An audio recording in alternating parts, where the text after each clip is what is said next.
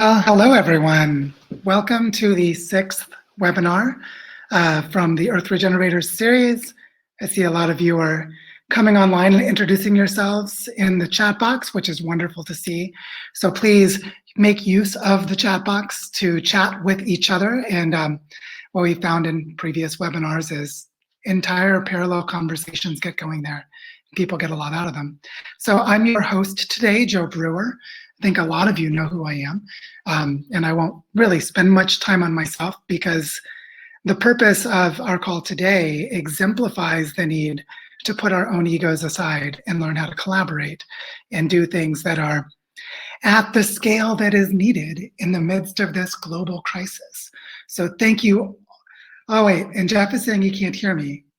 Okay, so it seems like Jeff is the only one having the problem, I hope. Anyone has problems with technical issues, also put those in the chat box. Jasper is saying it's silent for him too. Well, let me see. I'll just keep going for now, and if other people have problems, please let me know, and we'll figure it out. So one thing I wanted to say as we're getting started today is that you'll see a button just below the video that says join our study group. So if you haven't joined the Earth Regenerator study group, please join us. We just passed 900 members. It's completely free, an open community of learning that is gathering around discussions like what we're doing today.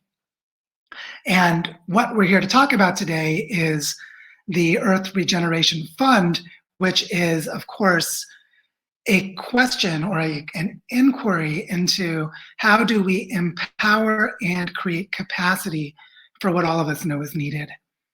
Now, the basic structure of these webinars is really simple. You can add questions by using the Ask a Question button that's at the bottom of the screen, which you can pose at any time. You can also go there and vote for all of the questions you'd like to have answered. And I'm going to start by giving a presentation portions where I'll have some slides that I prepared, and I'll go through the slides and discuss the Earth Regeneration Fund so that we can have a lot of clarity around what it is we're discussing together. And during that time, you can pose questions, or afterwards you can pose questions. And then after that sort of presentation period, we'll have the opportunity to use the questions as a way of creating interactive dialogue. And this Crowdcast platform allows us to invite the person who asked the question into a shared video screen so we can have a face-to-face virtual conversation. So it does give us some limited opportunities to interact, but still we'll use them to the best of our abilities. And we usually, in the past, have gone for about 2 hours for each of these webinars, but we'll see how it goes during the discussion session. And the presentation portion tends to last about a half an hour. So that's like all of the housekeeping for now. So just your friendly reminder, use the chat box. It's a great place to share links and have parallel conversations. Use the Ask a Question button to insert a question or to vote for questions you'd like to have answered. And what we're going to do now is begin a conversation about the Earth Regeneration Fund. And what I'll say just before beginning is that part of the motivation for me to be hosting this dialogue is that I was part of a group last year called the Regenerative Communities Network. And I was really, I would say, privileged to be in a conversation with a dear friend, David Hodgson, who articulated much of what you're going to hear today. And so giving full credit to where I learned the idea of the Earth Regeneration Fund. And I'm just trying to play my role as a catalyst and facilitator to enable it to come into being. And so I hope we can all do our part to make that happen. So with that said, let's get started with the presentation portion. And what I will do now is start to share my screen, and then we'll start the video portion. Here we go. And hopefully everyone can see okay as we get started. Now, the key idea here for an Earth Regeneration Fund is that we have an entire planetary scale predicament. As you can see in this image, the northern half of Africa is a giant desert, as is the part of Saudi Arabia you can see to the east of it. It actually turns out that there's a lot of degraded land across the planet, and that we have a really serious need to coordinate our efforts to restore ecological capacities to decentralized strategies. basically doing it in multiple places at the same time, but we somehow need to coordinate those efforts. And so when we talk about an Earth Regeneration Fund, this is like a meta level of cooperation where we need to work across regions, across organizations, across many scales of complexity. And we need to somehow do this in the midst of a planetary crisis that those of us who study this know you ain't seen nothing yet, it's just getting started. And the coming years and decades are going to be more difficult than the last years and decades as we go further into the planetary predicament that we're in. So we have really serious, really complex challenges. And I see this idea of the Earth Regeneration Fund as one of those ideas that we could practice implementing and potentially make an impact at planetary scales, as you'll see as we go forward. So with that said, I want to just acknowledge we are in the middle of an imminent and continuing global system collapse. If you think the coronavirus is our number one problem right now, I'm here to tell you that is the first order, the trigger consequence of system fragilities of our globalized society, our globalized economic system. And as part of the coronavirus, of course, tourism has died, affecting many places. I've heard, for example, that Costa Rica has 40% unemployment right now because of these lockdowns. At the same time as there's a breaking down of business as usual, as the economy is grinding to a halt, creating lots of second-order consequences, filling and overwhelming our hospitals, and as some of us have begun watching, causing disruptions in food production and supply chains for food, which could create a mass starvation event in the near future as a potential scenario. And so here we are in a place where all of this is happening, and yet there is degraded or abandoned land everywhere, all over the earth. So much regenerative opportunity if only we knew how to mobilize and take action toward it. Now, the other thing I want to say is a lot of people have money in the bank, but you can't eat money. And if we have disruptions to food supply, a lot of people are going to find out that those digital numbers in their bank account are not going to turn into calories in their stomachs. So as we're in the middle of this very serious, very urgent crisis, unfortunately, disaster capitalism is working beautifully.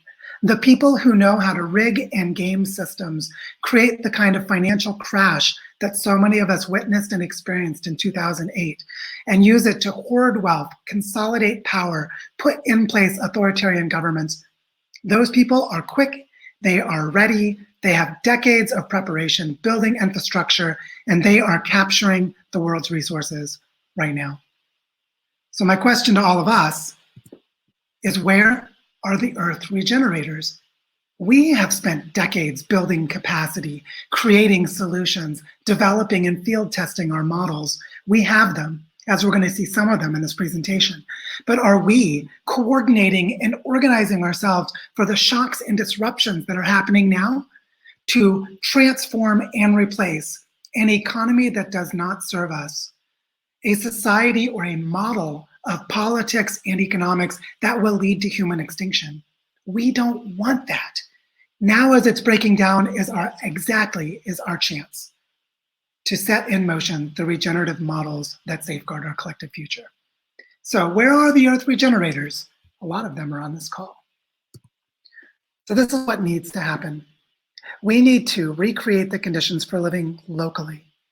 What this means is the material flows of food, of building materials, of clothing, of everything that we need needs to be able to be supported locally to the greatest extent possible. We need to do this while integrating our human societies with other larger life systems. We need healthy rivers, we need biodiversity, we need all of the plants and animals that our livelihoods are dependent upon.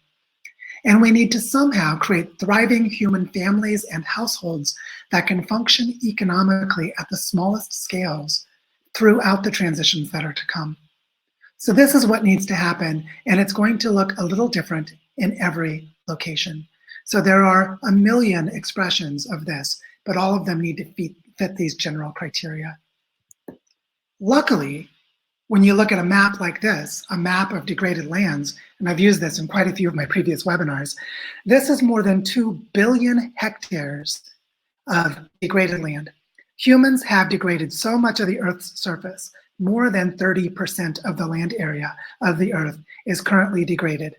If we could replace extractive management systems with regenerative management systems on all of this land, we could bring into production the growth of forests, the healing of rivers, the re-establishment of regional climate patterns, the corridors of connection for migration of animals, all of those wonderful and essential aspects of the Earth's biosphere are tied to this degradation of land, are going down with it like a sinking ship.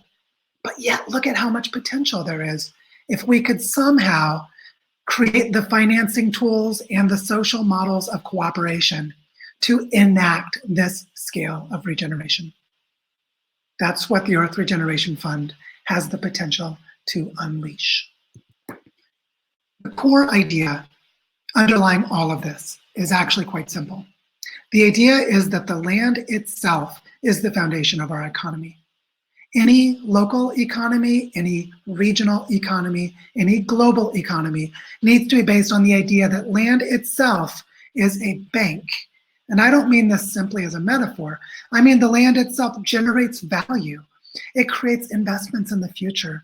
And if we understand how to measure its flows and manage them effectively, we can do things like retaining water and building soils, which will help people to live there and non-human species as well. We can use the land to train people and provide livelihoods and homes. We can make the housing affordable. We can grow food, and we can cycle all of the nutrients of healthy ecosystems back into the land if we know how. And if we do this, we will grow the capacities for local economies for humans, and we will weave them from one piece of land to another across landscapes. And we can do this by letting all of the value that the land itself is capable of generating, letting that value be recognized, measured, managed, and invested toward future capacities. Isn't that a simple and powerful idea? It's not a new idea. It's been around for a long time. Although Leopold called it the land ethic, here we are just describing it in an economic arrangement. The basic idea of the Earth Regeneration Fund works like this. We start to pool our resources to invest in Earth regeneration at all relevant scales.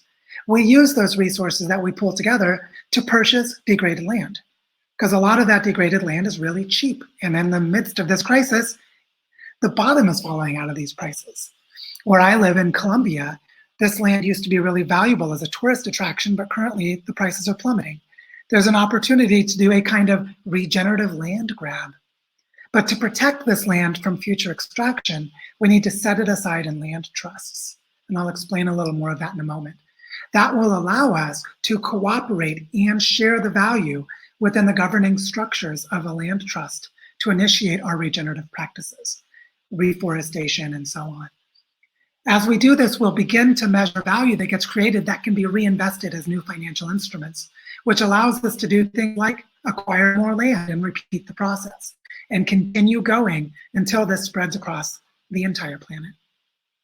This is the core logic of the Earth Regeneration Fund.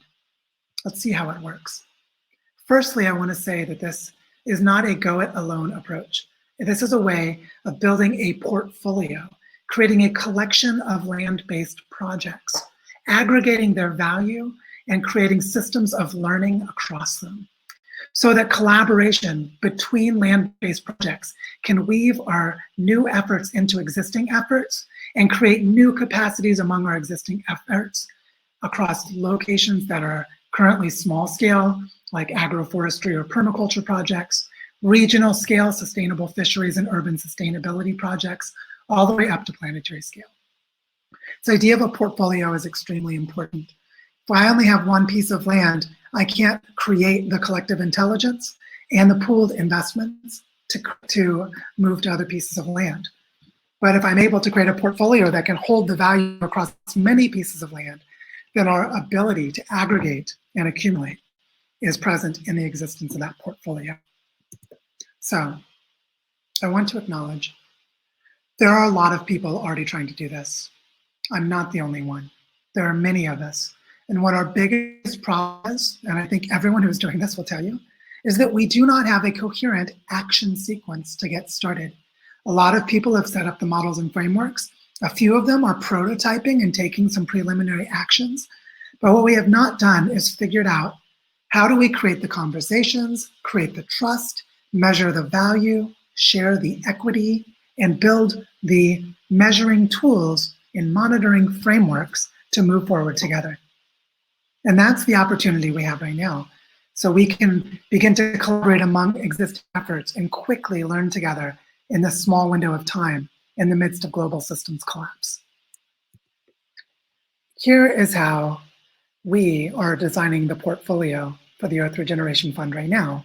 And we, by the way, is just a small group of friends, and I'll talk a little bit more about that as we go. The basic idea is that central to all of this is learning how to work as a functioning team. We have to start with small groups of people, figure out how to have conversations to build trust and align around shared purposes so that we can partner with other projects that are regenerating other pieces of land, and so that we as small teams can acquire our own plots of land to regenerate, so that we accumulate up to the scale of 20 to 30 land-based projects that are at different scales, different stages of development, different ecosystem types, so that we have a variety of things that we can look at as we diversify the risk and the benefits across that portfolio, which is really important for bringing in new investment. At the same time, that we create the tools of measuring for regenerative flows so that people who have things to invest will begin to know how the value is created through their investments. And eventually we will move toward evolving into what's called a platform cooperative, creating an ecosystem of cooperation across all of these projects that can then scale and partner with as many projects as it wants, because there's a lot of digital infrastructure available to help that happen. So this is how we're designing the portfolio now, and it's the early days, so there's a lot of work to do. Specifically, we have a problem that we're trying to solve. We're trying to solve the problem that we have a lot of conversations about doing this, and very few people put their money where their mouths are and start doing it. When I heard about the Earth Regeneration Fund a year ago from David Hodgson, we tried to initiate a conversation when I was working with the Capital Institute with John Fullerton and Stuart Cowan and a set of other collaborators. We had 2 months of really good conversation, and the whole thing got stopped because, big surprise, we waited for people with money to step in and turn our ideas into action. And when that didn't happen, the whole thing fizzled. So we had great conversations, great learning, great ideas, and effectively zero consequence. And that is because most of us do not know how to cross what I call the knowing doing gap. Those of us who know how to build these models, by and large, do not know how to implement them. The people who are out there implementing effective models do not know how to build this model. So we have this need to meld those things together and cross the knowing doing gap. And that's what we're working on right now with the Earth Regeneration Fund, by having a small number of investors who are actually ready to take action, and we're moving as quickly as we can toward acquiring land and beginning regenerative processes. Another thing I want to say is that we're not doing this alone. There are so many networks of activities, thousands and thousands of projects already exist. The problem is they lack coherence and they risk remaining fragmented as we move forward, because they're currently fragmented now. If you look at something like transition towns, which is mostly urban and suburban settings around the world, and ask, how does it relate to ecosystem restoration camps? How is it similar to or different from the Regen network that is building agroforestry projects? How does it connect to the global eco-village network or large-scale landscape restoration projects like what Common Land is doing? And the answer is, they're not doing it very well, even though we're friends across all of these. And that's because we have not designed a platform cooperative that puts us together into a coherent platform. So we have this opportunity to move from our current fragmentation, our current partial coherence, to sufficient coherence and sufficient integration that we can function together in a coherent way. And that's a big part of what this Earth Regeneration Fund could enable. Another piece that I want to say is that bringing coherence is not simply across organizational networks. is also across scales of activity. So whether you're doing a backyard permaculture project or creating an organic garden in your windowsill if you live in a city in an apartment, up to regenerative farms and larger scale food sheds, or eco-villages or community scale intentional community projects, all the way up to large-scale ecosystem restoration, the design of entire bioregional economies, and eventually regenerating the Earth. We need to somehow get all of these nested levels to work together up and down the complexity of their relationships and interdependencies. A portfolio approach with an appropriate definition of diversity can help us to bring this coherence, which we'll continue talking about in a moment. But I think this is an extremely important thing to hold and have humility around how complex this is, why it has not happened so far, and yet why we better figure it out within the next 2 to 3 years. And the Earth Regeneration Fund is one model to help us figure it out. And it's certainly not the only one. I'd mentioned earlier that a core idea was the idea that land itself is the foundation of the economy. What I want to say now is that there are some existing models that we can work with. One of the most important is the idea of a land trust. Now, for those of you who don't know, a land trust simply separates the ownership of land from the ownership of anything that is built upon the land. Normally, this is done for housing development projects like co-housing, where a community of people buy the land trust and set it aside, and the land trust owns it, and no one can sell that land again. And then they collectively own the land, or rather they collectively own the pieces of real estate by buying private houses within the shared domain of the land. So the idea is that the land is owned collectively in a land trust. Users lease the land, and they can buy and sell their own homes with agreements that are set within the community bylaws of the land trust. And the land remains in this trust so that no one can ever do speculation on the land, raise its value, and then sell it to make a quick buck. Now, the problem with the typical land trust is that it doesn't really have any explicit regenerative goals for restoring landscapes, and it's pretty limited or it's absent in its measures of community resilience. So a typical land trust may or may not have those features. What we want to do is blend models of regenerative development with a land trust, creating regenerative land trusts, which work in the way that it's pictured here with this Regen Network photo, that we have a mission to regenerate the land. It might be reforestation and carbon capture and storage.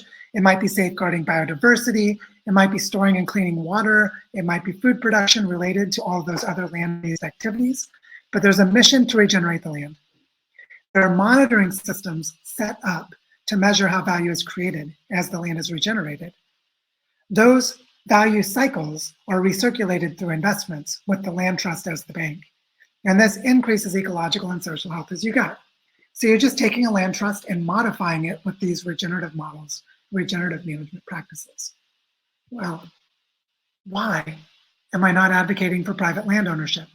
Well, that's a whole other conversation. And what I would recommend is that you go back and watch this previous webinar to see why private land ownership is actually much more pernicious and destructive than most of us realize, as one of the root causes of our planetary ecological collapse. And we need to get away from extractive ways of thinking about land that separate humans from the rest of nature. And one idea I'll give you right now is the quote from Chief Seattle when he said, "We do not own the earth. The earth does not belong to us. You belong to the earth." And that is actually a biological truth that our current economic system pretends does not exist and is therefore delusional. So there's a really serious need to get beyond the separation of humans from nature that is so explicit in the idea that human beings can own land. And I refer you to this webinar, which you can go back and watch the replay of, to get a deeper sense of why it's so important to move away from that destructive model. At the same time, I mentioned that we need to create cooperative groups, and we recently had another webinar that explains how to do this. So I want to refer you back to this link, where we talked about the pro-social framework and the evolution of cooperation to show you how to create functioning groups, which is a key pillar to the Earth Regeneration Fund. That's not a focus of our discussion today, but I encourage you to go back to this webinar to learn more about it. So with that said, let's continue. The basic process for creating this Earth Regeneration Fund goes in these steps. We need to remove land from the private market. so that we can create frameworks of cooperation. We need to set up the cooperative structures so that those of us who own and manage the land together can coordinate our activities around shared regenerative goals. This allows us to then use the regenerative goals that we set to direct our management of the land. And as we do this, we track the value creation and reinvest communally. The name for this is a cooperative land bank, and I encourage you to go look it up. But the basic idea is that there's a lot of value created in building infrastructure on the land. If you tie it to the land itself with a community land bank, then you can actually create new investment tools that can reinvest in the land in ways that are governed and managed by the community itself, keeping as much of that value in the community and in the land as possible.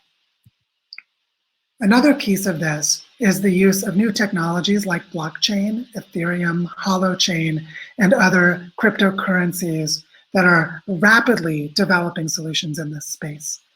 The key idea here is that right now, we do not have accounting books for how to measure all of the value created in the land itself, yet we have all of the technological tools available to do so. So if we can create ledger systems, or basically accounting books, that allow us to track all of the energy flows of the Earth system, the amount of sunlight that comes in, the amount of wind that moves across the land, the changes in the Earth system itself on every piece of land. If we can measure all of the flows and supply chains of human relationships in local and regional economies, which there are a lot of powerful tools available to do that, then we can also combine them with all of the nutrient cycles of ecosystems, the food webs, the complex biodiversity of living, vibrant life that humans need to partner with. For example, are there microorganisms in the soil? Are there earthworms aerating and processing the nutrients of those microorganisms? Is that enabling humans to grow healthy food? Those nutrient cycles of ecosystems are foundational for our survival, and they are largely not measured today. But if we could build ledger systems and accounting for all of those things, then we can actually track all of the value created through our regenerative projects. And I mean all of it. Carbon capture and storage, you could actually regenerate the land by receiving money from carbon offsets from someone else who needs to use more carbon than they can produce, or that they can recapture back in the land, just as one example of a financial instrument. There are hundreds of these examples of financial instruments that can be created to reinvest in the land and reinvest from one piece of land to another. And these ledger systems are key to building the local economies, the local currencies, the governing and management systems, the contracts, and the transactional relationships between the different actors, human and non-human, that are operating in these landscapes. This is a foundational piece of the future of economics, and it needs to be built into the portfolio of the Earth Regeneration Fund. So why am I saying we need a portfolio? Some of you will understand this explicitly because you've studied finance. I think everyone else can understand it intuitively. If you have a collection of land-based projects, then you distribute the risk because some land-based projects will perform better than others. Some of them are going to financially fail, and money would be lost if that was the entire portfolio. But if you're able to track and measure multiple kinds of value, there might be essential learning in what failed, and that learning becomes valuable to invest in other land. So you convert money into learning, learning into loss of money because the project failed, but if the learning can be redirected, that money can enhance the success of other projects, which creates other kinds of value. That distributes the risk and the benefits. Also, it allows you to hold a diversity of projects so that you can greatly increase the collective intelligence of all that is being learned from one project to another. This creation of systems for collective learning is essential. It also allows us to use these portfolios, which may initially be spread all over the world in a kind of ad hoc, early mover way. Whoever started them is where they are. But we could gradually begin to weave the projects that have bioregional scale, like if they're all in the same watershed, and start to build infrastructure across them so that they become functionally integrated as economic systems. And I'll show you what I mean by that in a moment. Actually, I'll show it to you now. I want to give you an example of what this looks like. One of our partners that is joining the Earth Regeneration Fund, so therefore is part of our portfolio, is Black Sheep Regenerative Resource Management Group They're based in Costa Rica. They have 4 land-based projects that are all in the same river valley in the Puriscal region, southwest of San Jose.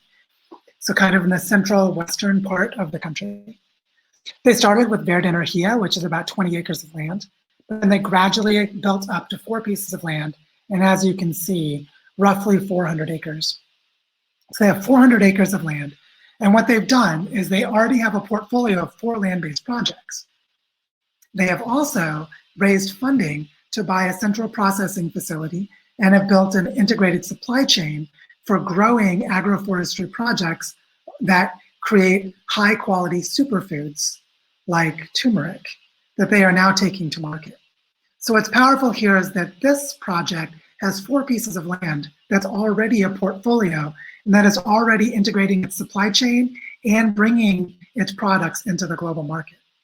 These kinds of integration and learning from just this set of projects is already immense. But now imagine combining this with 20 or 30 other projects that may not be as far along and could learn from this one, but would also have different learnings that could be brought to this project. This is what happens when we start to build portfolios. And we're really glad that Black Sheep is going to be on this journey with us. So what does it mean to diversify the portfolio that we're creating? Well, simply, I'll break it down in this way. I have 4 broad categories. We might think of more, so this doesn't have to be the end. Let this be a conversation starter.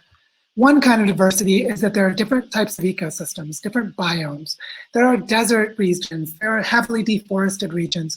There are areas where there's a lot of humidity, like tropical rainforests. There are areas that are savannas and grasslands. There are a lot of different kinds of landscapes, and we need to regenerate them all. So we want to have a diversity of projects that show us, how do you build the economy?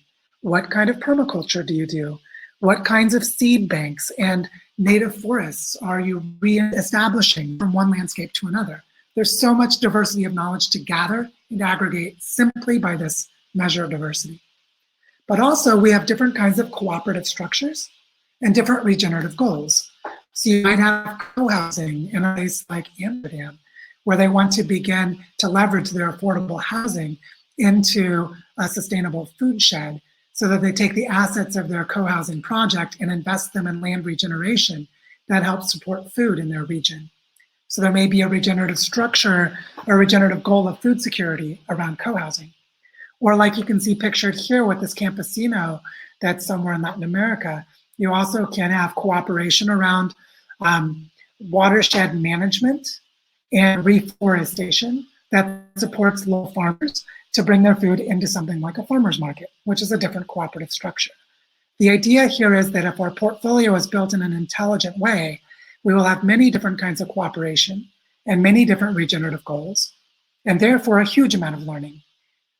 Now, another kind of diversity is scale and complexity, and I intentionally showed 2 examples. One of them is a community garden, a community pea patch, as they're sometimes called in the US, where people join in a neighborhood on a piece of abandoned land and build some local food security and start to learn how to grow fruits and vegetables.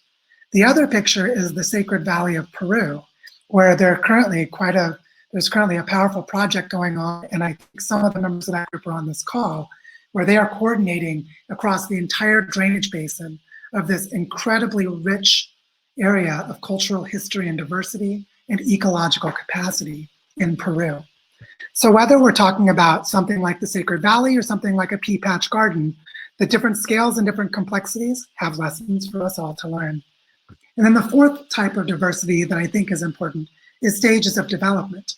So you might have someone that's just sitting at home, locked down because the coronavirus doesn't let them move, but they have some money in savings, and they don't trust their money to be worth anything because who knows where the economy is going to go. But they'd really like to invest in some land. So there are people that are right at the beginning of this journey. There are other people, like in this bottom picture of the Los Plateau in China, where a huge landscape restoration was started in the 1990s and has now completely transformed the landscape on the scale of 100,000 hectares or more. So here's a place where you can have people at the very beginning, people at the level of Black Sheep that has 4 projects and already has vertical integration of the supply chain, all the way up to entire landscapes being regenerated that are nearly finished. Think of the cascade of learning from one place to another within those stages of development. Now, all of this diversity built into the same portfolio creates an incredible richness of learning if we structure it properly. And that is the power of our cooperation if we do this now. So, is this really a portfolio? Is it a fund? I've already used those frames. I actually think those frames are important in their own right, but another frame that I think is even more important is to frame all of this as a learning journey. Because as much as I've said as though all of this is known, that's really not the case. None of us has done Earth regeneration before. None of us has done it at the scale that we're talking about doing it. None of us have done it in the rate and intensity of collapse we're all in right now. This is a learning journey for everyone, but it's a learning journey into regenerative development to help us learn how to do this. And if we can weave the integration of all of our efforts into a coherent platform, it actually becomes possible to restore planetary health. So yes, it's a portfolio and yes, it's a fund, but more foundationally, it's a learning journey. And we're already on it together by being in this webinar. So thank you for being here. I want to tell you how we got started a couple weeks ago when I had a person contact me that I would call a collapse-aware investor. This is someone who had a little bit of money, enough money to buy some land, and is very aware of the state of collapse of our planet, and is very concerned that their money may not be worth anything, and even if it is, they need more resilience and security than they have, and they've recognized that they want to participate in land regeneration. I think there are a lot of people like this, and I think there are about to be a lot more. So how do we educate, support, and empower these collapse-aware investors? We're doing it right now with one person who happens to be a friend of mine. Now, this person, when I spoke to them and gave them some advice about what to do with their money, we discussed the predicament of solitary action, which is basically that this person has enough money to either buy one big piece of land and try to do a big project, or to diversify and invest in several projects of other people and learn from them, but really can't do both. Now, the learning that's needed requires both. So what I told this person was, don't invest your money alone, find partners and build a portfolio and overcome, transcend the predicament of solitary action. So we invited some friends, some people who wanted to build regenerative projects that might receive funding from this investor, and people who might have funding to invest or have other projects that are further along that could just leverage their learning to help this investor learn from their projects without having to invest in them. And what we're doing by having the conversation personally with just a small number of people is we're prototyping how to cross the knowing-doing gap. We're building trust, we're creating alignment, and we've set agreements around collective action. And while it's only been a few weeks since we started that conversation, we're doing it, and it is happening. And I want to invite all of you into this walk with us as we walk this journey and learn how to do what we know needs to be done. If we do that, we can take all of this degraded, privatized land that has destroyed ecosystems all across the planet, and we can turn it back into integrated ecological and landscape functions with humans coexisting in healthy partnerships with the natural world. This is very possible, and it is very present, and we can do this. So my friends and I simply made the decision that we would commit ourselves to a path that leads to action. Friends across our networks are stepping in and helping us co-create, giving us advice, bringing us pieces of the puzzle, inviting us into supports to take the next steps, and we are in an improvisational dance as we go. But we are now walking this path, and you're invited to walk it with us. Some of the ideas that we're exploring, because there are a lot of them, we're exploring things like real estate investment trusts, which is basically an investment vehicle like a pension fund that manages real estate projects, where we would leverage it around regenerative land projects. Of course, we're looking at a lot of levels of joint ventures where we go in together on things. Someone might want to create a retreat center while someone else has money to invest in land, so they go in together. A lot of strategic partnerships that are already forming and many more to come. We're really inquiring about existing and new education programs and how they can bring the skill and capacity to regenerate land that currently doesn't exist. Of course, a lot of crowdfunding tools and different kinds of financing mechanisms. And we're looking at all of the new technologies of the last few years that can support us to scale what we're doing and make it coherent. And there are a lot more ideas. These are just a few of them. But you can see that we're really gathering together a collective learning ecosystem already, prototyping it on a small scale and hoping to go really big, really fast. And at the core of all of it is this idea: the land is a bank for regenerative investments. Now is the time to regenerate the earth. Let's talk about creating this fund and what it would look like to build this together. Thank you. So that is the presentation portion of this discussion. I can already see that there are a lot of questions posed in the Ask a Question button. If you have more, please pose them there and go vote for the ones you most want to hear answered. And what I'm looking forward to now is talking with all of you about how we don't just make this like give money to the fund and then the fund, no, this isn't about someone else. Let's claim our sovereignty and figure out how we do this together. And I know some people will end up dropping off as we go further into the conversation. So one thing I want to say right now, and I'll share this again at the end, is that my friend Diego, who just clapped in the chat box, if it's the same Diego, he and I are going to host a follow-up Zoom discussion on Monday, where we'll have breakout groups to go further into this. And I'm just going to drop into the chat box right now for those of you who may need to leave early. We're going to have a Q&A now, but I want you to know that on Monday, anyone who would like to can reconvene at this link at this time and join us, where we'll have breakout discussions and small group conversations, which we can't really do right now, but we'll do that on Monday. So I just want to drop that here for the moment. Now, the way that I'm going to structure this next part of the conversation is I'm going to go to the questions and answers section, and I'm going to take the questions that get the most votes. And we can start a conversation answering the questions with the most votes. And the way that I've done this in the past is whomever asks the question, I will invite that person into a shared video session. And that person, if I invite you and you don't want to join the video, or you're not able to for some reason, then please just drop a message in the chat box about why you're not, so that I know. And I'll answer the question and then we'll move on. But I'd really like to invite the people who ask the questions into a shared discussion, just so you're not hearing me talk the whole time. Because all of these ideas are everyone's. I've been gathering them from all of you and from all of my friends. And so let's have this conversation together. So the first question, which was posed by Roger. So Roger, I'll invite you into the screen. This question is, I hear the word land a lot, but very little the word ocean. So Roger, I've invited you into the screen and I hope you're able to join me. While I'm waiting to see if you can join me, I'll continue reading your question. This relates to the issue of land ownership.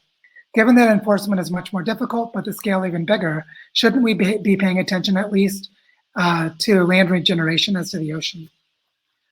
This is such a great question. So Roger, welcome. How are you? Good. Thank you. Yeah, I'd love to hear more of what you're thinking here. I mean, I have a sense from my own background and why this is important, but share us more of what you were thinking about the ocean portion of this, and let's have a little conversation about it. Yeah, I mean, I'm not an expert. I'm not working directly on this because I'm involved in education, but I'm living in Ukraine now, so I'm talking to you from Kiev, but I'm originally from Barcelona, and I don't know who of you knows the work of Enric Sala. He's working for National Geographic, and he's particularly on the issue of protected marine reserves. So we've got the case close to Barcelona. I have to look more into it, of the Medas Islands, but basically there's a paper here I can share with you, but it's this whole idea that through protecting an area, the bycatch of adjacent areas increases, and you can combine that with tourism. And as far as I can see, the main problem that we were having in Catalonia, in my region, is that the issues were political, mostly, engaging municipalities, all this process was really complicated. So as I see it, because I've followed your webinars before and so on, it's just a constructive criticism that I see this sense of utopianism. I'm coming from a sustainability science background. I know that this knowledge to action gap is like, we had a subject focused on that, and it's the biggest issue. So I don't know, like I asked a few questions, but this one related to the ocean because we didn't discuss ocean. And I think there are already examples. And here, I wouldn't focus on this first stage so much, in my opinion, on the particular type of ownership. So, to start within the ocean, how do you enforce all that? I don't know if any of you here has thought about this, because perhaps a common-based or communitarian-based, how do you say, common-based platform is not the best, And in some cases, for example, in Ukraine here, there is no tradition even of cooperative, bottom-up cooperative, because the Soviet system destroyed it. And after that, there was a process of privatization that nobody even understands at the current moment because things are so opaque.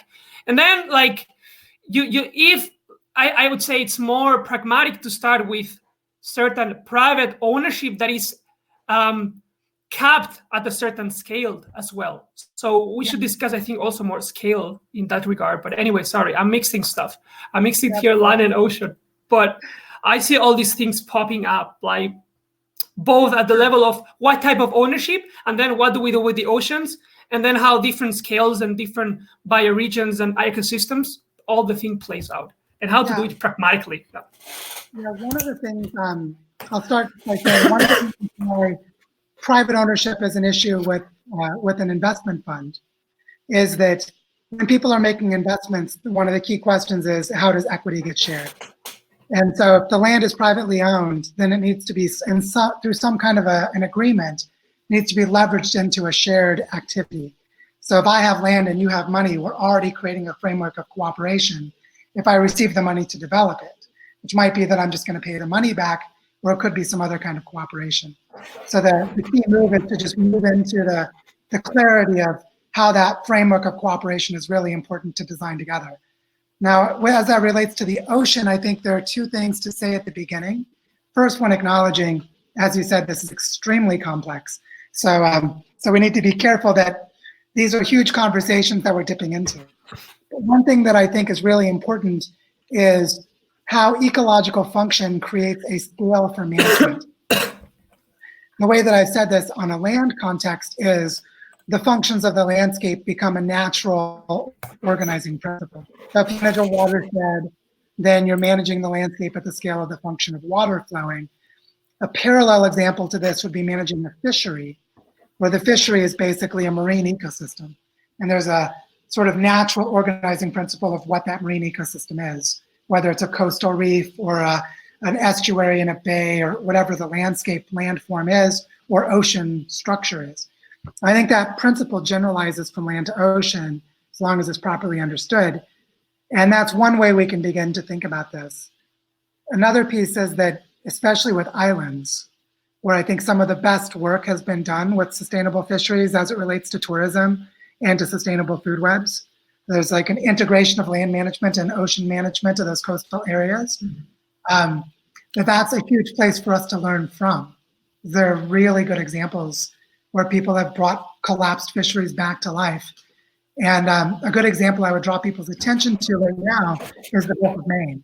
So the Gulf of Maine is the most rapidly warming part of the world ocean.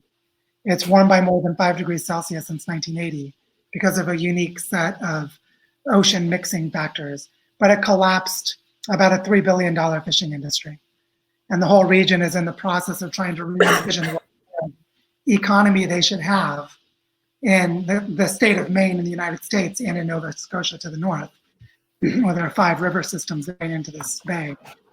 So I think that those sorts of land-ocean connections are a great place to extend the conversation. But that's just one beginning point. So yeah, I'm curious what else you think about this. Well, I'm thinking in sense, we're going through the same process in southwestern Spain. Sorry, southeastern, in Murcia. There's a region there that is basically, it has just recently collapsed. So even if the coronavirus wouldn't have hit, it would have been completely destroyed because people were canceling all their tourism because there was a massive process of eutrophication. So pretty much everything was lost during this year. Mm-hmm. So one of the things that I'm thinking is that there is an urge on creating also like a database of case studies with a sort of common framework that's very important, because otherwise we cannot learn. And for example, in the case of Spain, many people don't speak any English here. So there should be somebody, I'm not saying it has to be me, but who can translate the information into English so that other people can learn. So I think creating this, as far as I can, that's one proposition that I have, trying to create a data. The same with permaculture. For example, I was going through Google Scholar. So the last 30 papers published, none of them are monitoring anything. It's like most of the things are just like general principles, which are very important. But so we have this problem of accounting. In the sense of accounting, I've got the experience of MUSIASM, multi-scale integrated assessment of social ecological metabolism, which has been developed in Barcelona, mostly by Mario Giampietro's group.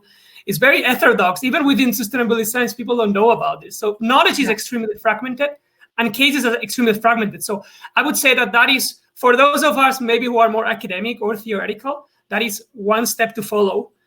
And then at the same time, there should be somebody reporting. That can be monetized even through, for example, writing in Medium, writing in certain platforms. And then we need the contact with the practitioners at the same time. And that, I would say, it's one of the ways to close this gap. So I'm thinking about a database, but it has to be thought properly. That's why I continue. It's extremely important, especially the part about one, how does learning get, in a sense, captured, where we actually, there is a type of an infrastructure that knows what is learned, and that is made accessible and translated in a variety of ways, including cross-language. I'm living in Colombia, and having spent a little bit of time, just almost 2 years in Latin America, it's incredible how much is happening in Spanish language or in indigenous languages. And so there's a huge need just to do cross-cultural translation appropriately, contextualized. So I think you're really describing something very important, that one aspect of aggregating financial resources is to enable those support pieces. Like, it takes time to create good case studies, to actually support the people creating the case studies. There's one element of creating a sort of infrastructure of investment that's more than just the land itself. So that's one of several pieces you touched on that I think are really important.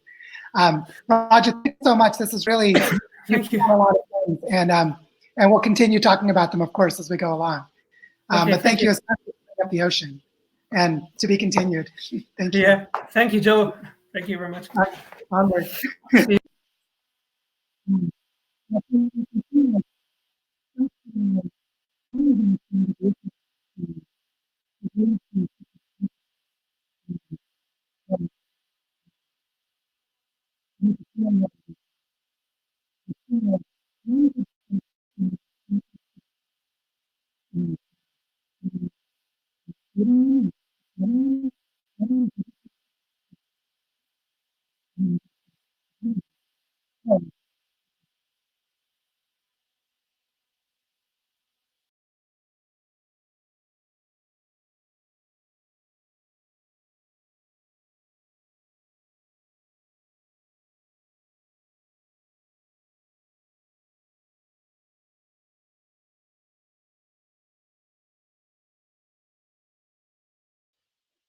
Hi everyone, I'm back.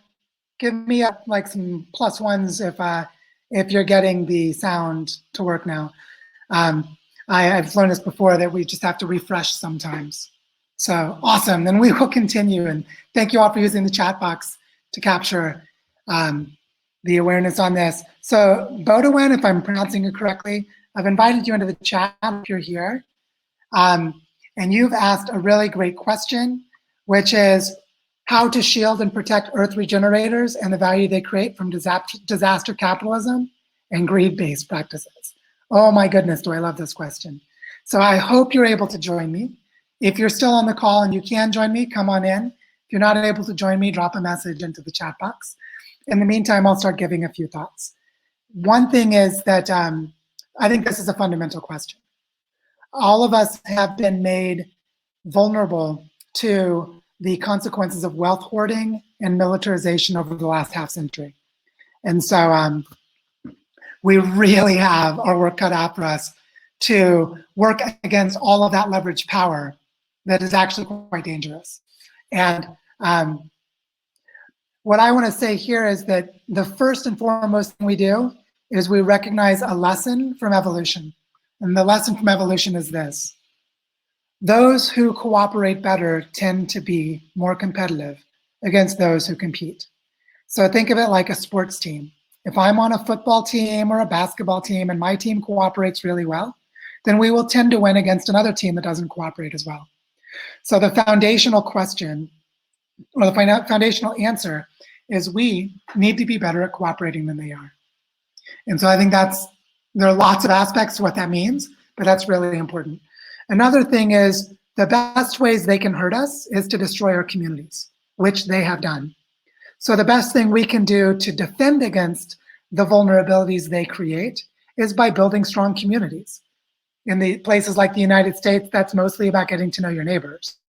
Places like where I am in Latin America, it's creating what are basically home delivery, community-supported agriculture, where people in the town get to know the campesino farmers that live out in the countryside. But in any case, as we build community support structures and community resilience, we become protected, relatively speaking, as long as they don't fly in and bomb us. We actually are somewhat independent and somewhat sovereign, and that's a really important element of how we make ourselves safe. Another way we make ourselves safe is by telling and embodying and living out stories of being altruistic and generous. So that their stories saying that humans are inherently selfish, inherently greedy, and inherently individualistic, that those stories just are not true. And that really to be human is to be able to be social. And that humans are at our best when we know how to work as teams and as communities. And so I think those are three parts of the answers to this question. And there's a lot more to discuss about this. I'm actually thinking that I'll do a future webinar where we'll discuss this in more depth. But that's a few of them to get us started. And I'm sorry you weren't able to join me in the discussion for that one, but hopefully you can for a later one. Okay, I see the next question that has been voted up at the top is by Bjorn. And Bjorn and I have chatted before, and I remember you. Hello, Bjorn. I'm inviting you into the call, so hopefully you can join me. I'll just try inviting you one more time to see if it works.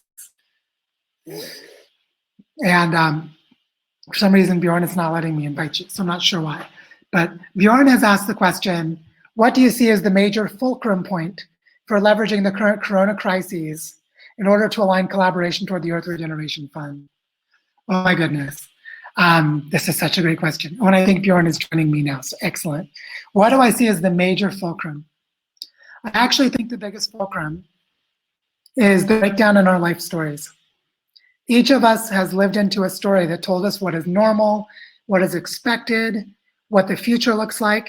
So an example would be get good grades when you go to high school, and then you'll go to college, go to a good college, you'll get a good job, and get a good job, you make money. There's like a story, right, of how you live your life. I think the biggest fulcrum is what happens when those life stories break and people have the internal capacity to learn and adapt and create new alternatives. And if you think of that in aggregate, it's huge. So that's a sort of cultural narrative fulcrum that I think is really important. Another one that I think is sort of hidden and that is really powerful is how many people have benefited from colonialism. What I'm really talking about is what we call middle-class people, which is the 200 or 300 million people who own private land, who have houses, who have retirements, and who are also old enough, say above the age of 50 or above the age of 60, that they have enough money that they could invest in things. These are the kinds of people with pension funds and things like this. That if we could somehow get people to do the equivalent of the divestment movement, where universities divest from fossil fuel companies, and an investment movement in the Earth Regeneration Fund. And this is where the Real Estate Investment Trust, or REIT, as it's called in the lingo of finance, is really powerful, because if we can figure out how to create a REIT, a real estate investment trust, then people could actually pool their money because it's a mutual fund. And it actually goes on the stock market once it's structured as a real estate investment trust. So there is a possibility to aggregate $1 trillion or more in the span of a few years into this trust if we structured it correctly. So as people's life stories break down and they consider living into a different story, there's a subset of the human population that has a huge amount of money that is not being leveraged toward regeneration. and that could be leveraged toward regeneration using this fund? Those are two answers to the question, but I'm sure there are more. And I'd love to hear from other people in the comment thread as you keep rolling about what other ideas you think are key fulcrums or key pivots that we could play out in the coming months. But thank you so much, Bjorn, for that question. It's really important. Moving on to the next question, which is by Travis. Let me reorganize. There's one by Ben that is voted at 4. It's just not updating for me. I see. Let me actually start with the question from Travis Kriplian, because it's such a good question. Travis, I'll invite you onto the call, because you were asking the 20 to 30 projects, and then Benjamin, I'll come back to yours in a moment. Okay, sorry I jumped in. Where did the question go? The 20 to 30 projects, what are your thoughts on tension between land type diversity and geographic density? Thinking of focusing in a single bioregion or trying to span globally? Oops, Travis, declined by accident. I'll invite you again. And Travis and I are good friends, and he knows a lot about my work. So I know he's thinking a lot about this. And so Travis, I'm gonna invite you in, and hopefully you can join me for us to start to answer this. And what I'll start to say for everyone else, to give you some context, a bioregion is a territorial scale way of organizing human society. It's like a watershed. Travis, hey, how you doing? Travis knows that I've worked a lot with bioregional groups, multi-stakeholder networks that are trying to create regional economies. Like one example is the Gulf of Maine I just talked about. Another is the Sustainable Food Shed around Boulder, Colorado. And another is in Costa Rica. So there are a lot of these bioregional scales. I won't say more, Travis. I want to hear from you a little bit of I think this question is a really strategic one. And it is about strategy, yeah. I wanted to hear more of why you were thinking to ask it, what you thought of strategically, like map that space out for us a little bit. Why you think that's such a well, I know that you have done a lot of thinking around scale linking, and in fact talked a little bit about it earlier in the call, where it's important to be able to take strategic, functionally integrated action at multiple levels, spatial, temporal, and so forth. So, if you have scattered permaculture sites, they don't necessarily aggregate up to something. However, if they're all in the same place, and then there's also like bioregional level action for helping to restore, watersheds and that kind of thing, kind of like what the example from China, then that gets increasing returns. You have kind of a richness, complexity there. And I know you know that. On the other hand, you're talking about the tension with risk. So if you're investing in projects all in the same area, there could be some kind of, let's just say, political-ish, like a country might. This actually happened to Neil Spackman, actually, I guess, where they had a really successful, or not Neil, one of his collaborators, they had like a really successful regenerative enterprise going, and then it got taken over by the country that it was in. So that's a risk. That's a political risk of some of the projects. So if you invested all in the same bioregion, you're exposing yourself to a certain type of risk. And there's a range of other risks. So you diversify to a whole bunch of different areas, biomes, and so forth in order to lower the risk. But then you're also potentially lessening your ability to do strategic integration across projects. So I'm just kind of curious what your current thoughts are on balancing those tensions. Yeah. I think there are 3 really powerful ways to approach it. And what would be great is to have all of them move forward at the same time by different actors. One of them is called the 1,000 Lands Project that Eco-Agriculture Partners created, where they've identified 1,000 landscapes that if they did an integrated landscape management approach to improve them, that they could have a planetary scale tipping point with those 1,000 landscapes. So when David Hodgson articulated the idea of an Earth Regeneration Foundation, and the fund was a kind of engine of it, he was using the 1,000 landscapes as the way to direct it. I think that is a very powerful way of thinking, because it's nested to planetary, meaning you're trying to tip the planetary boundaries framework of global system processes using a diversified portfolio of landscape projects. maybe orchestrated through by the United Nations or something like that. I think that is a very good strategy. Another very good strategy is what the Capital Institute is doing with the Regenerative Communities Network, which is create learning from one bioregion to another, and they currently have 15 bioregions. Mm-hmm. So if Earth Regeneration Fund was deployed into that network, it might strategically focus on one to do prototyping, even if there are others. Right. Yeah, and you can imagine working groups within a fund, and we've talked before about this, but where if you have bioregional institutions that are able to identify the needs for a particular bioregion, that could be like a working group, and then, but there's like some kind of global fund that is helping to coordinate and direct funding amongst those different bioregional efforts. So you're thinking about this Earth Regeneration Fund at kind of a global level, and then it can be kind of like multiple there's a third organizations at different there's a third way, which is trying to do those larger scale things means waiting for institutional actors or large investors to step forward, which is why they're not happening. I talk to people who are involved in those conversations. Like, there are hedge funds who actually care about this and get it, but they don't have the risk management tools to legally take action. Yeah. Basically, they're managing other people's money, and so they have risks that are tied to legal frameworks. Yeah. You end up with these traps, right? And so the third way, which is, I think, really interesting, is sort of the permaculture approach. And let's just start a learning community of people with their friends who are doing it on their own land or buying land together. And it's sort of, you can think of this as like the hippie approach if you want it, because it's more messy, more small scale. And like I said, I think all three of these need to happen. I also think that the actual financial instruments, I think there is a lot of demand for this stuff amongst investors too. It's just like there's not that much that has surfaced in terms of the supply of these things. So if you make those structures available, then I think capital will start flowing into them. Like even like green bonds aren't really used for regenerative projects. Like it's just not even done, but like there's huge demand for green bonds. So yeah. Hopefully we get some of this plumbing up and running, and then capital starts to flow into it, but you never know. Yeah, well, this is why I think the small groups are so important, is because what I found is that one investor with a modest amount of money to invest could probably buy one piece of land for himself and his partner and then invest in 3 or 4 others. But if we prototype their thinking in this way, then we're actually going to have data or action of case studies. We can leverage, like when I talked to Joshua Hughes at We Are Black Sheep, we leverage their projects, which is worth several $1 million.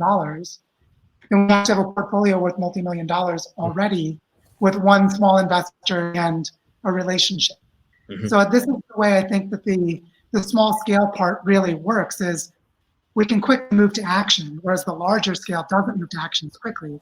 But our learnings and the tools we bring together, like I learned about the real estate investment trust by my friend Evan Steiner because I had an investor. And he reached out to talk and started sharing what he knows, because he knew I was about to take action or support someone to take action. So this kind of back and forth is, I think, where we're going to learn how to, that's like our training wheels, where we'll learn how to do this.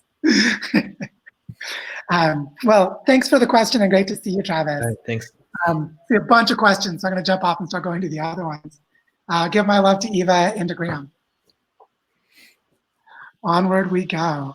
And everyone let me know if my audio is terrible again, then I'll refresh. So tell me if the audio is a problem. And let me see, done answering that question, good.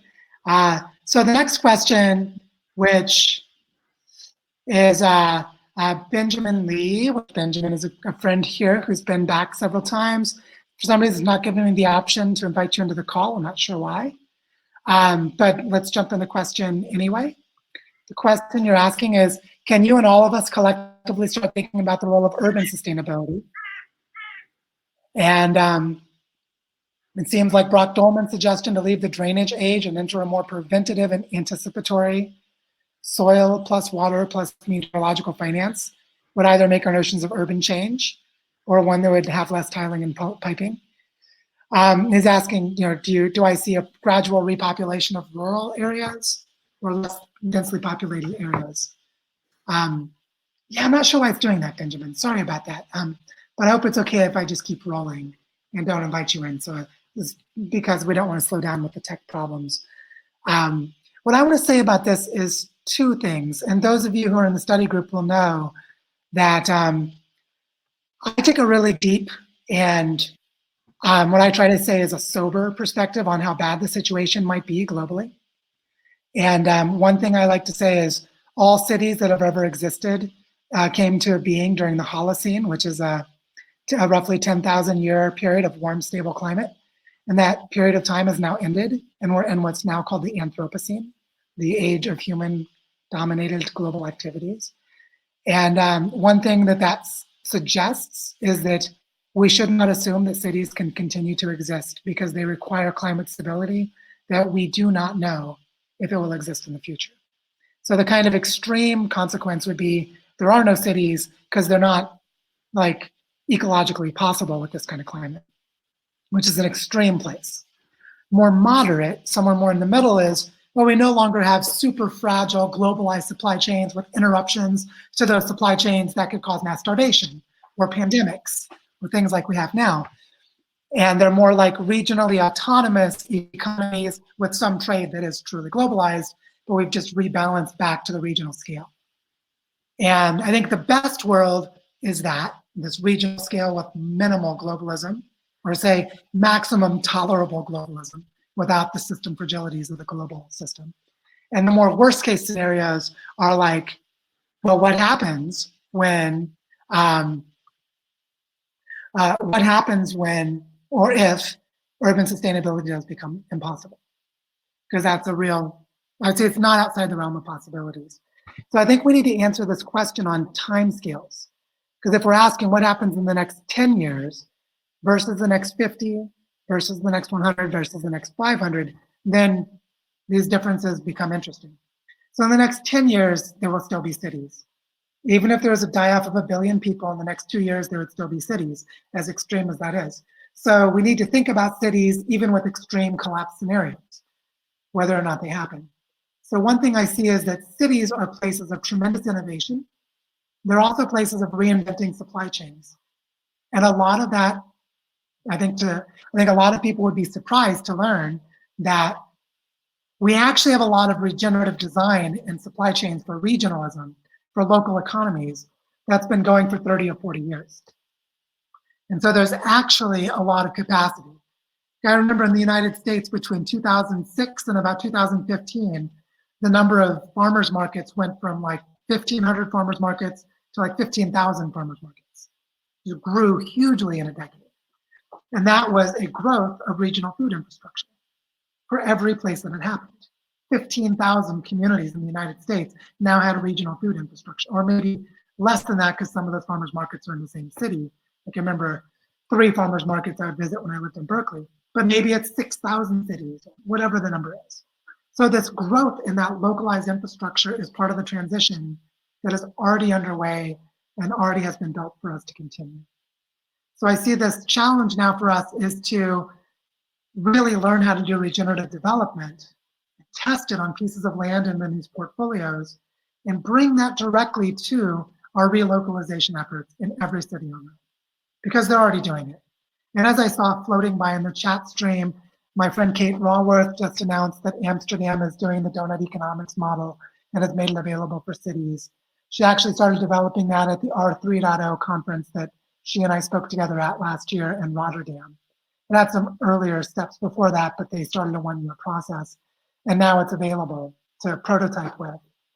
Now we can start to look at creating the social capacities for community resilience together with planetary ecological contributions of our ecological footprints to create sustainable capacities of our regional economies. Which is a lot to say, but it's actually happening in a lot of places. And I just wanted to name that because it's just so important. And part of this learning ecosystem is to take the different scales of eco-villages, permaculture projects, landscape restoration projects, urban sustainability, and create coherent learning across them. And as we saw when Roger was speaking a few minutes ago, those learning systems are pretty lousy right now. We have fragmentation of knowledge. We don't have translation from one domain or language to another. We need much more powerful learning ecosystems than we have now, which I think is where huge transformational progress can be made simply by increasing our capacity to learn from what we're already doing, which I think is really, really important. So continuing with some more of these questions, actually, let me do a quick check-in, because I think it's really important to just see how everyone's doing.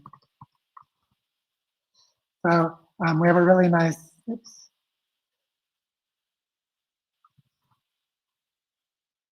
We have a really nice polling.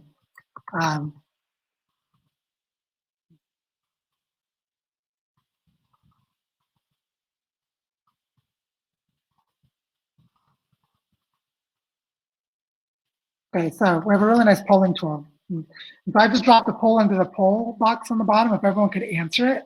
What I'm just basically saying is, how do you guys feel? Great and keep going, or are you getting a little overwhelmed because this is a lot of information? And I just want to get a kind of feel of the room real quick. So if people could start answering that poll, that'll give me a feel of how we're doing. All right, this is helpful, as I see some of you are sort of getting to capacity. For those of you who know me, I'm sort of a fire hose, and my wife would be the first to tell you how overwhelming it can be to hear me talk.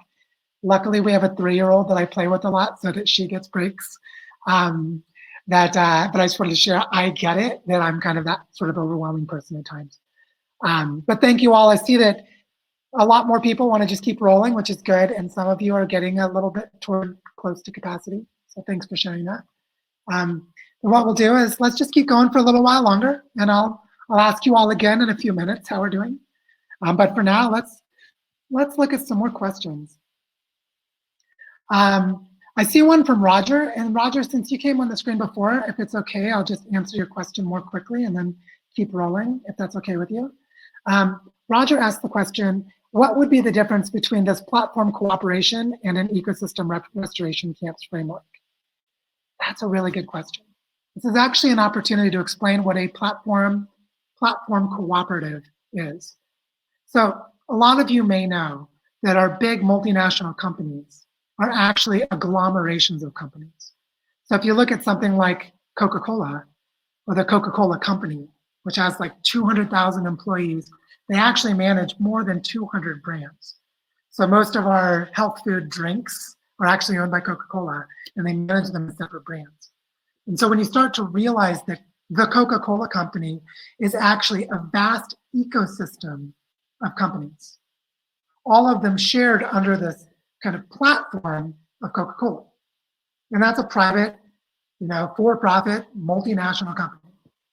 But if you take that as a way of organizing a huge complexity of activity, think that there is a platform that integrates all those functions, the Coca-Cola Company.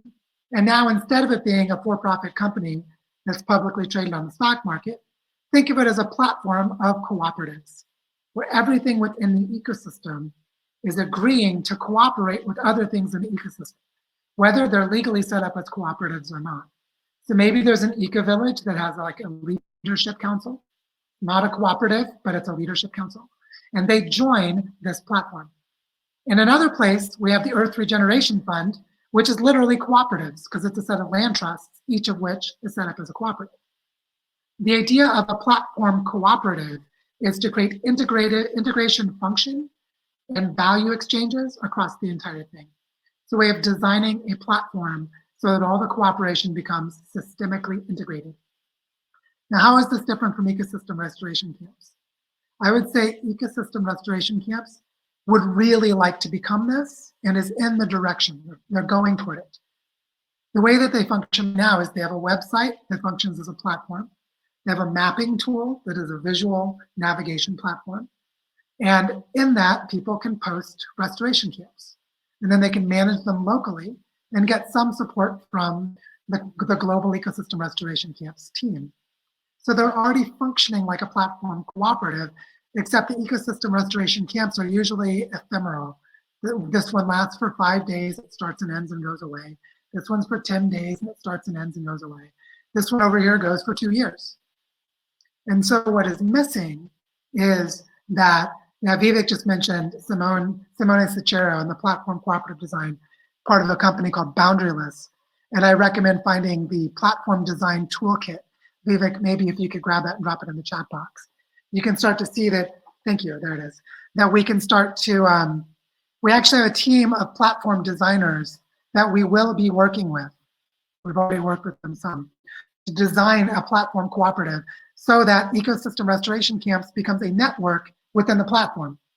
And this is a fractal structure because ecosystem restoration camps may become a platform cooperative itself, and it also could become a part of another platform cooperative network.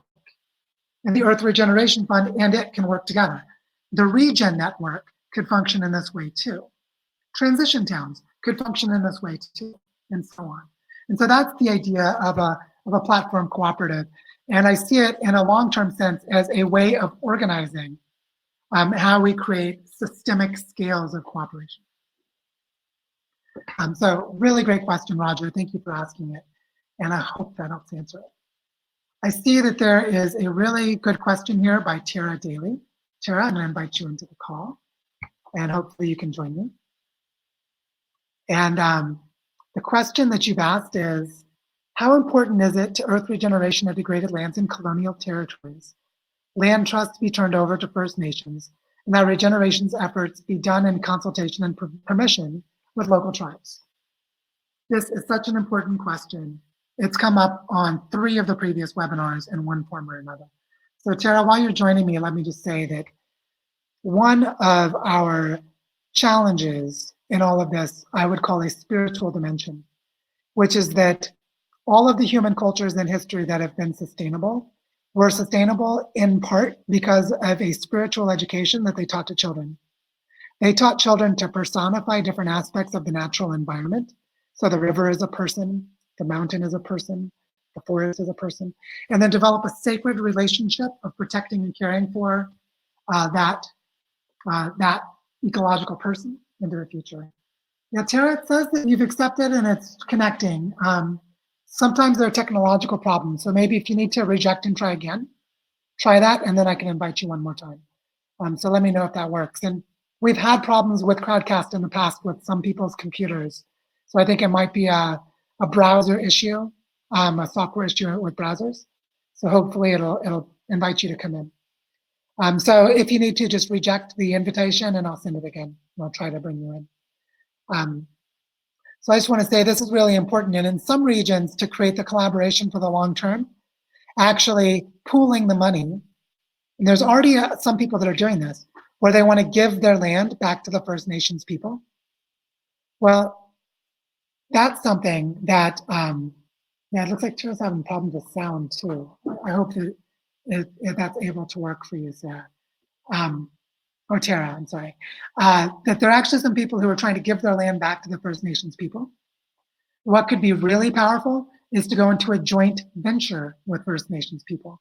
To say, I would like to give my land into a land trust, and I would like to partner with First Nations people to do it. And then try to have a respectful dialogue about how that can be done. And in some places, the First Nations people are already leading the way. Like those of you who know about the Kogi people in the Santa Marta Mountains, there's also a lot of powerful work happening on Vancouver Island in British Columbia and in other places around the world where that collaboration and co-creation is already occurring. But what I think is really important for us is that I see as part of the prototyping process. In the places where First Nations people still live, creating the diversity of worldviews is a really powerful dimension to this portfolio approach. And I think it is essential. It's just that in some places it can't exist. Where I live in the northern Andes of Colombia, all the First Nations people went extinct 500 years ago when the Spanish arrived. So I can't invite them into collaboration. But in other places like Vancouver Island, that invitation is not only present, it's actively being developed. And so I'd say in the places that can do it, please do it. In the places that can't do it, let's partner with the places that can. And as we do more and more of that, the better off we're going to be. So I hope that's enough of an answer to your question, Tara. And I'm sorry there were tech problems that kept you from being able to join the call. Let's just keep rolling for a moment and jump to the next question. I see that Ross has a question here. So Ross, I'll invite you into the call. And Ross is asking, says, I'm interested in what you mean and understand by value when we talk of value creation. What I value is different to what is valued by others. This is actually really important because one of the big problems we have with our global economy is reductionism and the collapse of value, where everything of value is collapsed to the money that is given in a monetary exchange, which is measured by gross domestic product or GDP. And then that becomes a sort of proxy of health for an economy. So one of our huge problems in the world is a value vacuum, that we have an agreed way to value monetary exchange using GDP, good and bad, but we don't have a way of valuing other things. And so one way to think about value is there's a negotiation of value that happens in any kind of collaboration. And as we learned in the discussion of pro-social, that's part of how to create the collaboration is to navigate value together. Looked like, Ross, you tried to join me there for a second and fell away. Is that what happened? I'm not sure. But I'll try inviting you one more time just in case that's what happened. Another thing is that there are a lot of kinds of value that we can measure really rigorously. Like we can value carbon capture and then doing carbon sequestration. We can value biodiversity and we can measure it and create a way of including it in our portfolio. And there's a woman named Laura Ortiz who lives near Mexico City who has a team that has actually built a portfolio for impact investors to measure biodiversity as part of that platform. And that could become a part of the partnership of what we're talking about here. Oh, Tara, that was you. Sorry, it's okay. Problems happen with the tech and we're all trying to learn how to do it. But I'm enjoying, Ross, if you're able to join me, come on in. And if not, we'll just keep rolling. What I want to say is part of the reason I'm focusing the design around conversations is that we navigate what value is and we navigate how to measure it as a conversation. And we bring in the measurement tools that are relevant to each conversation. So you and I might talk about one piece of land and what we value on that land, and then we figure out how to measure it.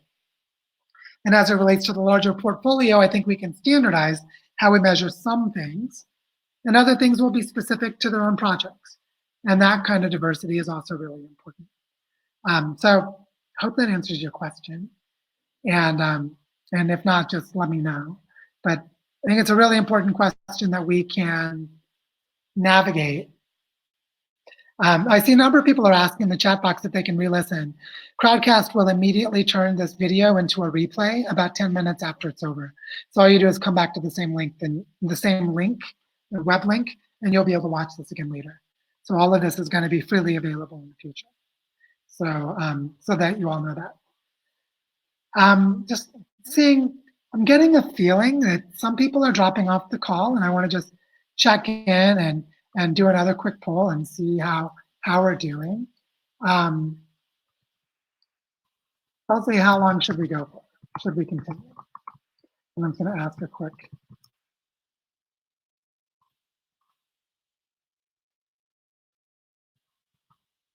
This will just give me a sense. If everyone could just quick answer this question.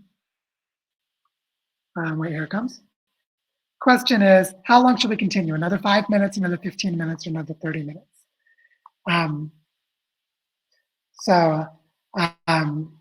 Just trying to get a feel of where we're at, because we can start a wrap up knowing how much longer we're going to go. I want to really honor everyone's participation. And while you're answering that, I see that some more questions have jumped in, and wanting to look at them and see. I see all the remaining questions are not getting a lot of votes. So another thing is, could everyone who is wanting to keep going, could you just jump in and start voting for questions you'd like to see more of, since they're kind of getting an equal number of measures, or pose new questions. And that'll also help me see how we should organize our time for the next little bit. And it looks like we're converging mostly around 15 minutes with a few of you around 5, which makes me think we'll go for 10 minutes or so. Just a little bit longer, but not a lot longer. And we'll wrap up maybe another 15 minutes or so, 10 to 15 minutes. So I can see in the questions, Bjorn has asked a really good question. And Bjorn, I'll try inviting you in again since it didn't work last time. And Bjorn has asked the question, how do you propose to cross the not invented here barrier? Oh my goodness, is this a good question? And I imagine a lot of you who are on this call are participating in similar projects to the one that I'm talking about. And you're like, thanks, Joe, for creating yet another one for me to compete with. And I think this is super important, really, really important. So Bjorn, for some reason, it didn't invite you into the call. Maybe you've left the call, I'm not sure. But let me just say, not invented here is a big problem because there's a strength to a lot of people doing different things, and some of them succeed and some of them don't. And we want that to continue. So I'm not trying to create a centralized solution at all. What I'm trying to do is create integrated function that has nested coherence. And so the big problem I have with not invented here is most of us who are trying to do this are not, oh, Bjorn is coming back. Okay, so let's see if, I'll try inviting you back in. Bjorn is back, and I'll invite you in to see if we can, that one of the things about not invented here is a failure to recognize that we have a moonshot kind of Apollo mission situation here. That we have one window of time where we can either become regenerative or not. Bjorn, it's showing you here in a strange way. Focus the screen on you, will that work?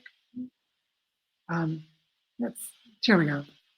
Are you there, Bjorn? It's showing me that you're on here, but I'm not sure if it's coming on. Or maybe just try speaking and we'll see if you're here. Can you hear me? Yes, I can hear you. Ah, great. For some reason the video is not coming through, but hey, how are you? The video isn't working. So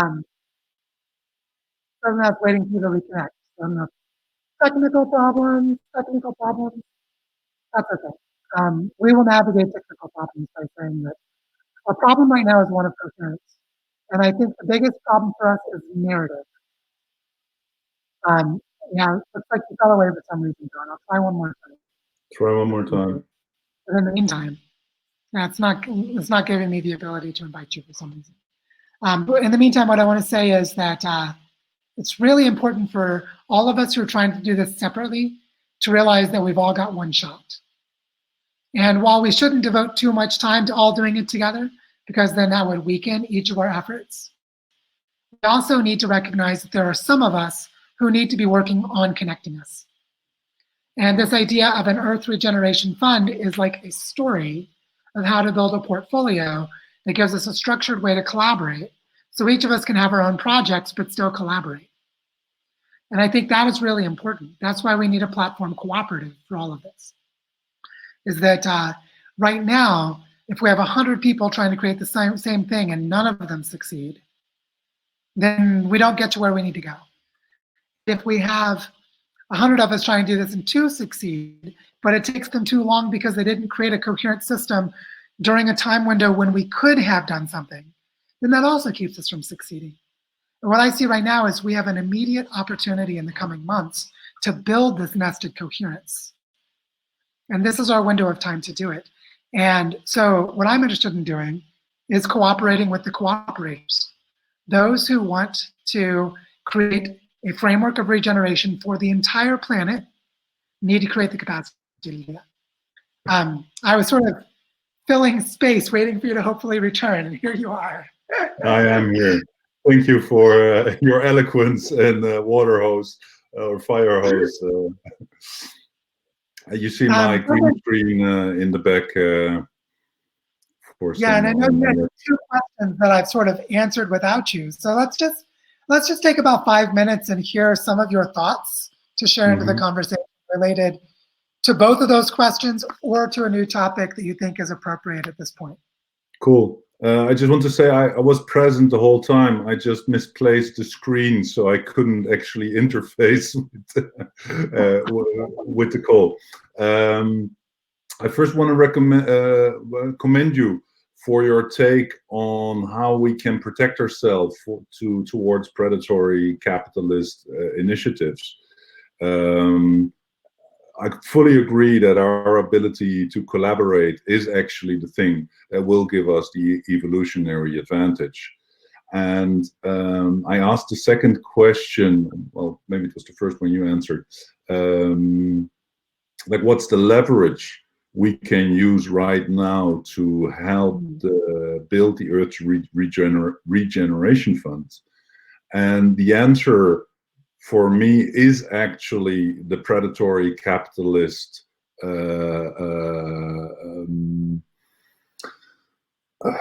skill set, let's call it like that.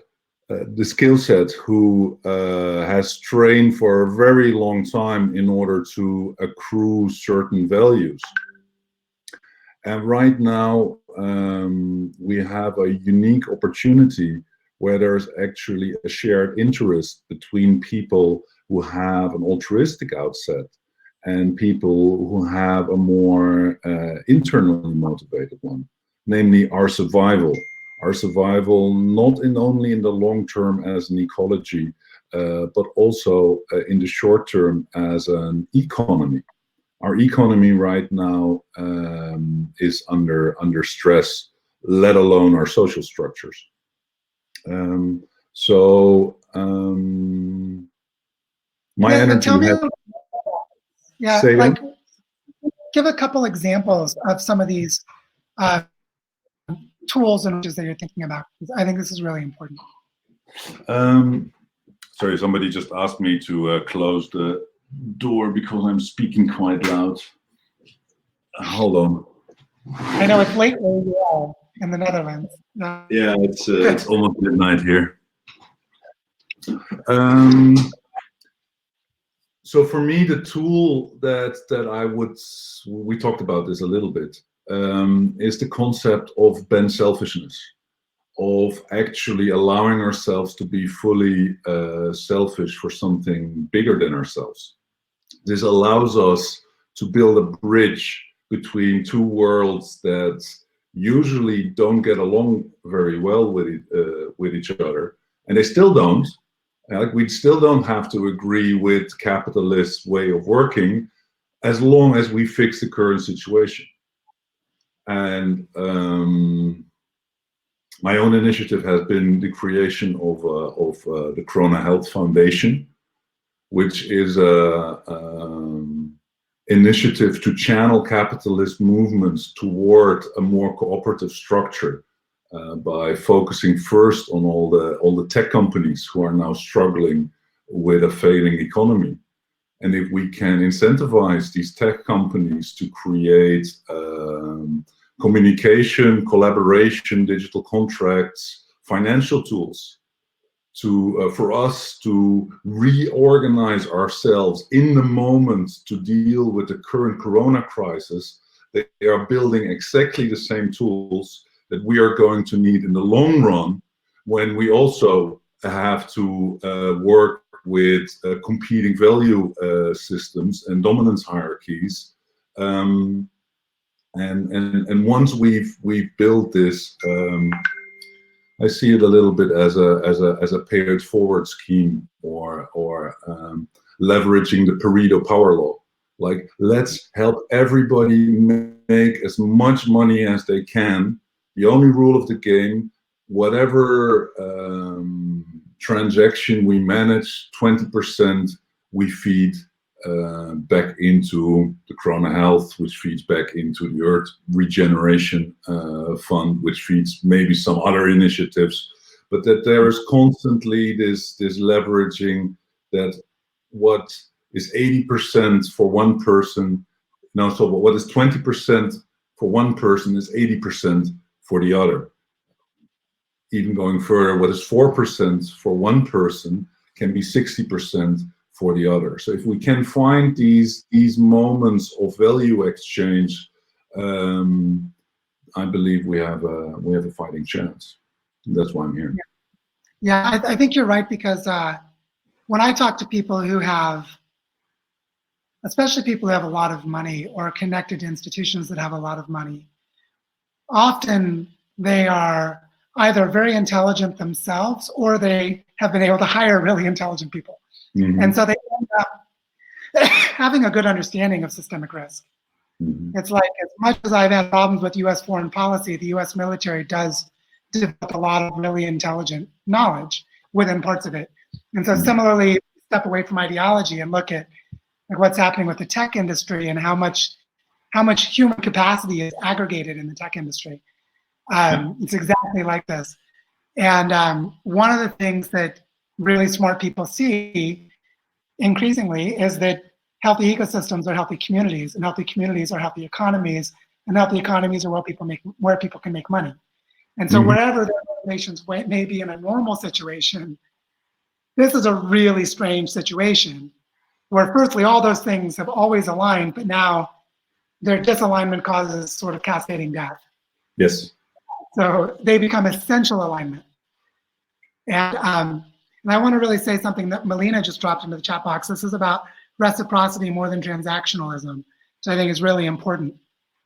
Just if we collapse this to transactionalism, then we lose this ability.